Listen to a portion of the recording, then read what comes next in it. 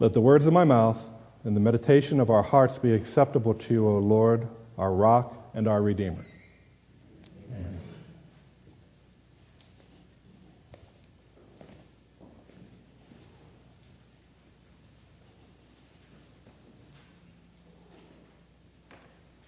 Peace.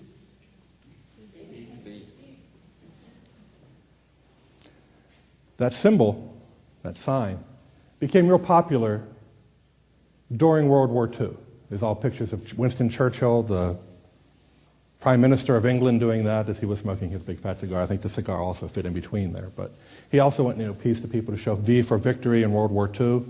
And it caught on after that, even more so in the 50s and even in the 60s with hippies and people who decided that peace was a really good thing. I agree. Peace is good.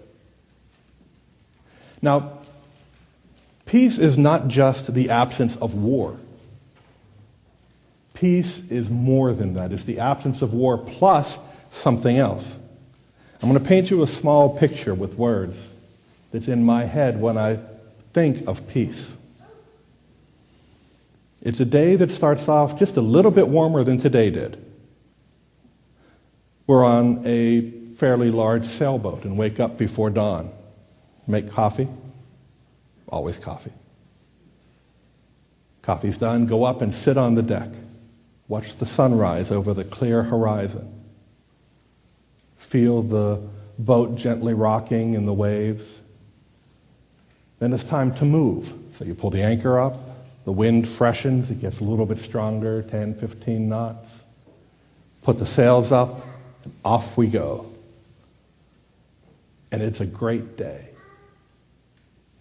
And for some reason, we don't have to tack this day. There's not a lot of the turning and everything and pulling the lines and the ropes and adjusting everything to go this way and that way and this way, because the way we want to go is the way the wind has taken us, which hardly ever happens, which adds to the peacefulness of the day. All you got to do is sit there and steer the boat. And the waves are gently rolling and the boat's sliding over them, and we pull into a harbor and drop the sails and the anchor and have another meal. Sun starts to set, moon starts to rise, the day is over. In my head, that's the picture of peace.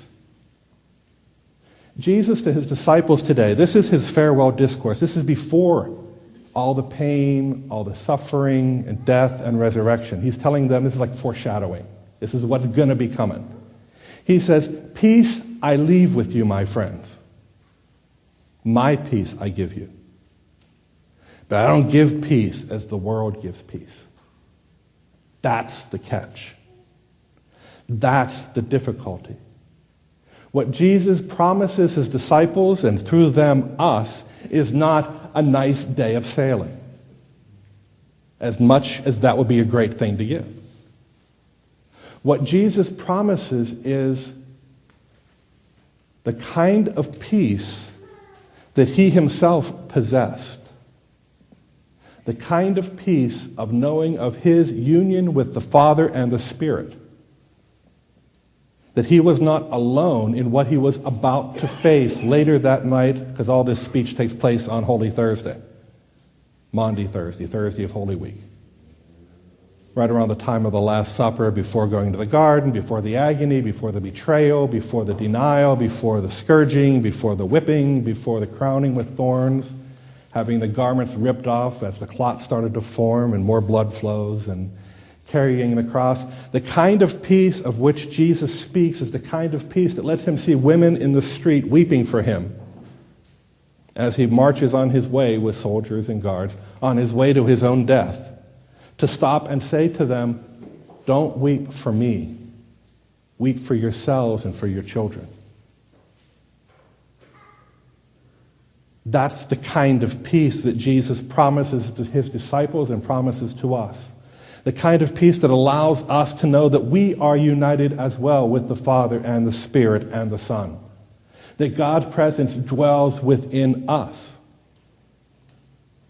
As we were getting ready to leave the house this morning, I always see what movies are on with the little buttons on the remote control that's hard to get out of my hand.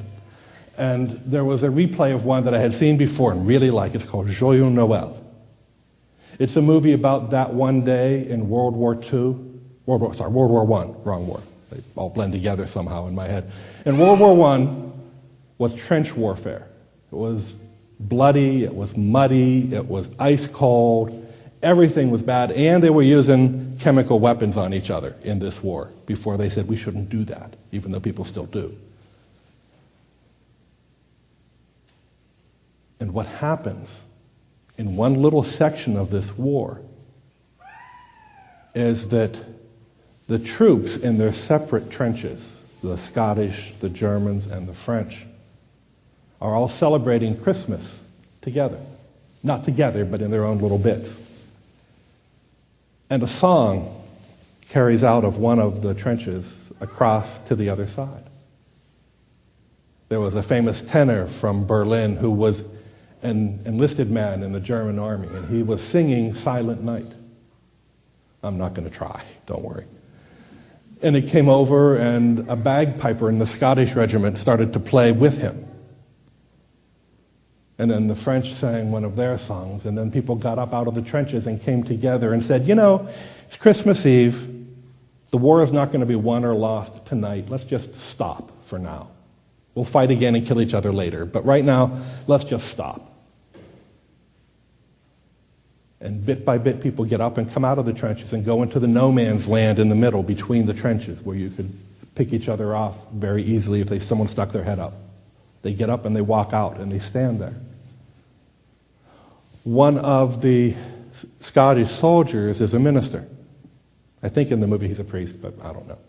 And he leads them in liturgy, in prayer, and they share communion together.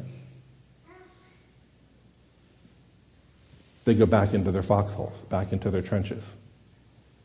That's a truce. That is a ceasefire, a temporary cessation of hostilities. That's not the peace that Jesus promises us. What Jesus promises us is a peace that will allow us to know that God's presence is with us when things are smooth and even and nice, like on that Christmas Eve. And they replayed some of those things the next day. They gathered bodies and tried to not kill each other. They did, by the way, get in huge trouble for stopping the war for a day and a half. Bad things happened to all the people in charge of that little chunk of the war. But what Jesus promises us is that he will not abandon us. He is going to the Father, he's coming back. And while he's between going and coming, he will send an advocate to teach us and remind us. And he is to teach us and remind us that God's peace dwells within us. And there is a fairly famous prayer attributed to St. Francis of Assisi. Lord, make me an instrument of your peace, not of just peace, but of your peace. Where there is hatred, let me sow love. Where there is injury, let me sow pardon. And it goes on, and I tried to look it up, but I couldn't get onto the wireless thingy this morning because I was supposed to do it last night and didn't.